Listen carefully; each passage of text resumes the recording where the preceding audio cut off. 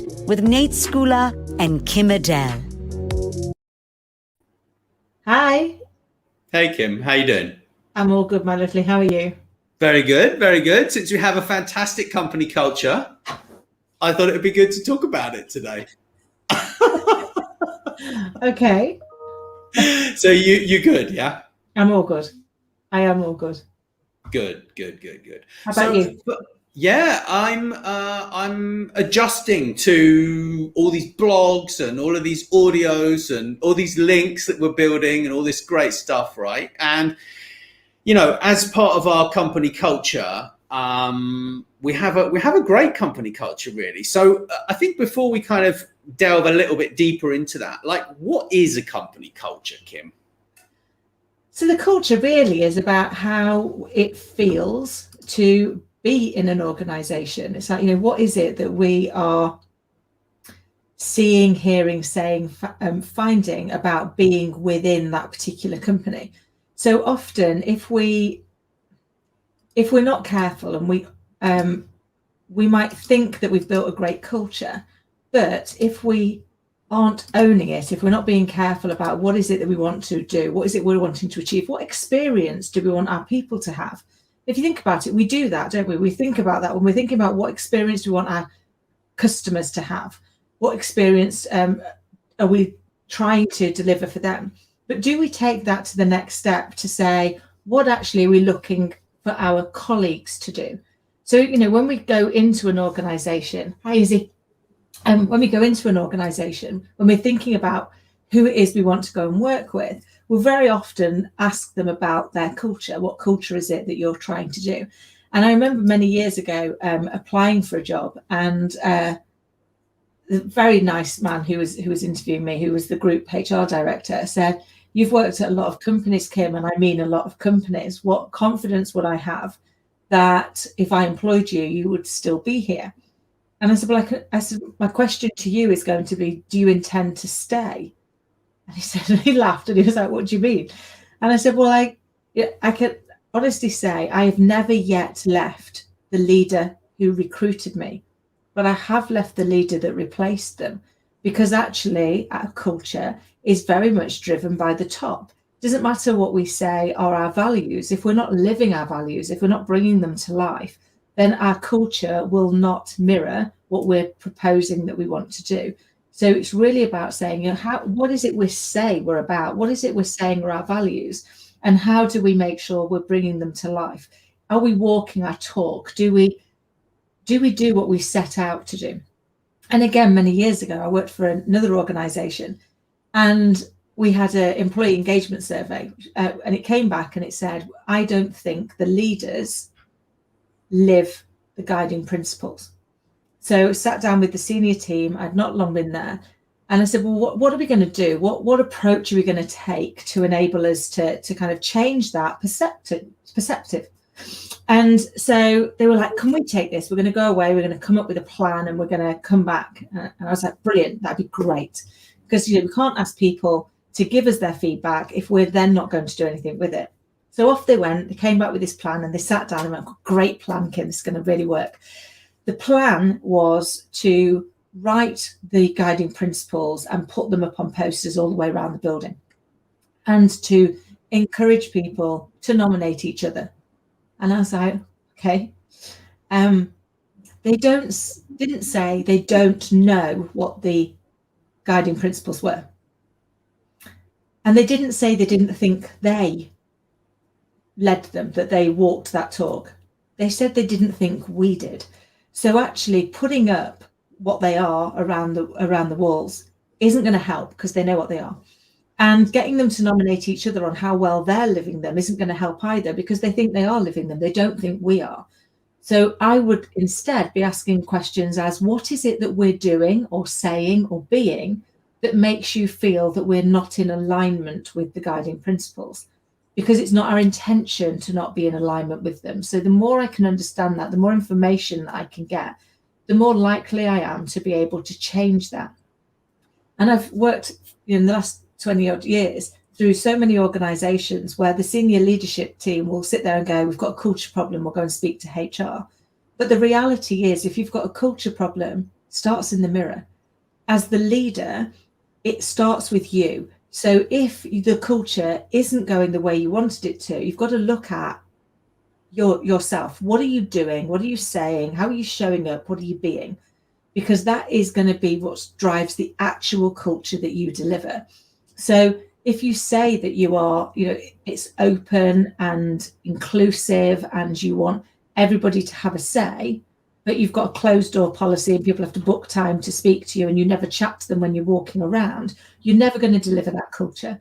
So I think really it's about looking inside and saying, what is it that I want to be? How do I want my people to feel? And then how am I going to bring that to life? And ask them what would they like it to be like? How would they like that to be? And invite them to be your feedback. So to say, this is my intention is to create a culture that is inclusive, that is open, that is progressive, where everybody has a voice, or whatever you choose your culture to be. I know there will be occasions where I get it wrong, but it's not my intention. That's exactly what it is I'm trying to achieve. So I invite you to please give me feedback. If you think I've gone out of kilter, if I do something that doesn't align to that mission, please let me know, because that will give me chance to change, adapt and evolve before it becomes a cultural problem. Right. So obviously there are lots of reasons why you should care about company culture, right? There's motivation, there's success of the business, there's staff retention. What other things do you think are important? One of our most important assets in an organization is our people, because our people are the face of our organization. They're the ones that gather all of that information from our customers and they help us to evolve. If we've got a bad culture, what we're doing is we're cutting off that invaluable stream of information that will help us to grow and evolve. It will also mean that we're constantly having a turnover of staff, that we are losing that knowledge that we've got. And also, nobody wants to work in a bad culture. As a leader, I don't want to work in a bad culture either. Work should be fun. There has to be serious. We're here to run an organization. We're here to make money, but that doesn't mean to say we can't make it enjoyable to come to work.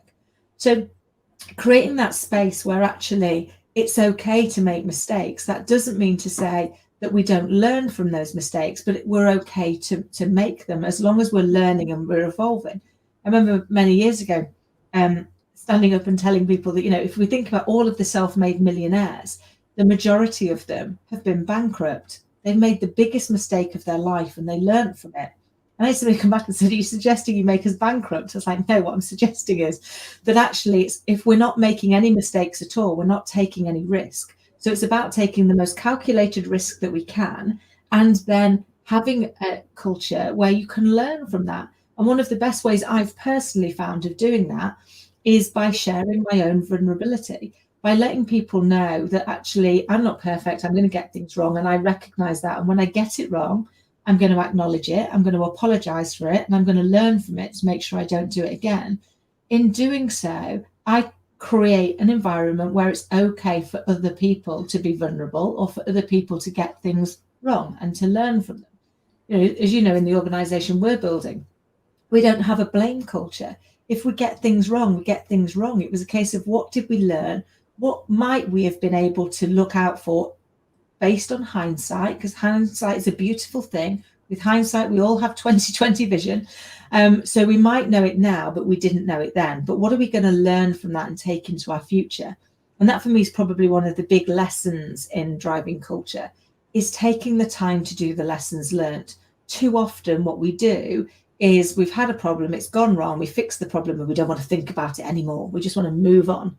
But the reality is we're not therefore taking the time to take the learning. What is it that we should have been able to see that we didn't see at the time that we now could start to see as we move forward? Yeah, it's very, very interesting. I mean, people talk about toxic culture and this sort of stuff, but we've got a couple of questions here from Izzy, who sent them in. Do you think company culture is something that only company leaders should care about? No. The first one. In my opinion, Izzy, great question. I don't think it's something only company leaders should care about, because the reality is we all care about it. We all look at what it's like to go into work. What does it feel like? What does it sound like? And that is all about the culture. If we end up in a bad culture, we will start looking for something else. And we will do one of a few things. We will either leave the organization altogether, or we'll start to see an increase in absence, in sickness. If the culture is toxic and you've got a little bit of a headache, you go, oh, I'll go in there. It's going to add to my headache. So actually, I'm more likely to go, well, I'm not going in today. I'll go in tomorrow. And that just further catapults the challenges that we've got. And if you only have to look at things like Glassdoor to see how important culture is to our people, and not just to our people, to our customers. If we're saying one thing to our customers and we're demonstrating something very different to our colleagues, there's a disconnect. And when the lips and hips don't match, people start to wonder which part is true. So culture is vital in an organization. It's the reason why lots of organizations have been stifled from their success. And it's also the reason why organizations that are doing this really well really grow and thrive, because what you do is you create an environment where everybody feels equal. Everybody is respected for the part they play, for how they're going to show up and move the organization forward. And isn't that a nicer place to be? So for me, I always start with, what culture would I like to be part of? What are my value sets? What do I want to have that happens to me at work? And I look forward to going to work. I want to have a bit of a laugh. I want to get things done. I want to feel like I've added value. But that'll be my start point. And I'll share that and say, you know, these for me are things that are very important, that it's honest, that it's fun, that we're equal, that we seek to understand each other. What's important to you? How do we create this together? Because this shouldn't be done to you. It should be done with you. And I think when you recognize that, then actually you start to build that inclusivity, and it really brings it to life. Very, very interesting. So Izzy put a bit of a long question she sent in prior. Most of the times, the rewards in a company are focused on the results, which is logical. But don't you think rewards focused on company culture would promote more consistency of it among every employee?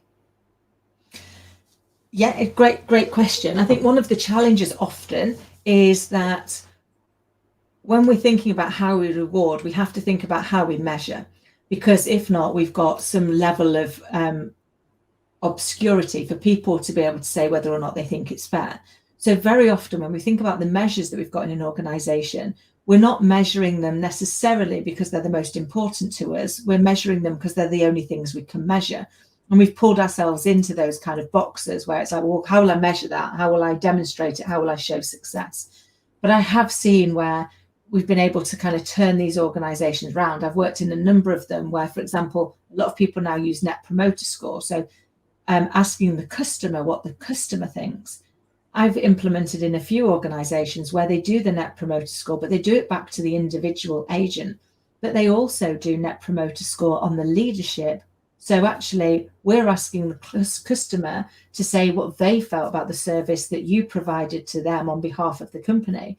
But we're going to ask you to tell us what you think about the service your leader provided to you on behalf of the company. So really starting to change that dynamic so that actually there's a vested interest in making it more worthwhile. And I think some of it is in having that inclusivity. It's being able to say that I can call it out if it's not right. The amount of times I go in places where they were like, yeah, but my boss doesn't do this for me. Even at board level, my boss doesn't do this for me. And I'm like, well, have you spoken to them about it? Well, no, could you? Well, yeah, I can, but it's not, and I will, but it's not really going to affect the change. If we're saying that we are open to feedback, we've got to be open to feedback. But that's a really hard thing for our people. So again, I remember many years ago saying to people, I'm really up for the feedback. One of the things that I know is every single one of us has blind spots, and we have them for a reason. We are blind to them. So even if to you, it is really obvious what I'm doing is irritating, I promise you, to me, it's not obvious. So unless you help me, unless you tell me what it is, I'm going to carry on irritating you, and I'm going to be oblivious to it, and that's not going to help. But going out and asking your people to give you feedback is really daunting because they don't know how you're going to take it. So you're saying, yeah, I'm really good at feedback. Let me know. Tell me anything, I'm going to change. But the reality is when somebody first gives us feedback, we respond with what we were trying to achieve. Not what we did, but what we were trying to achieve. Because we weren't trying to irritate them. We weren't trying to get it wrong. We weren't trying to be uninclusive. So what I now try and do is, when they first give me the feedback, is just pause, accept, and say thank you.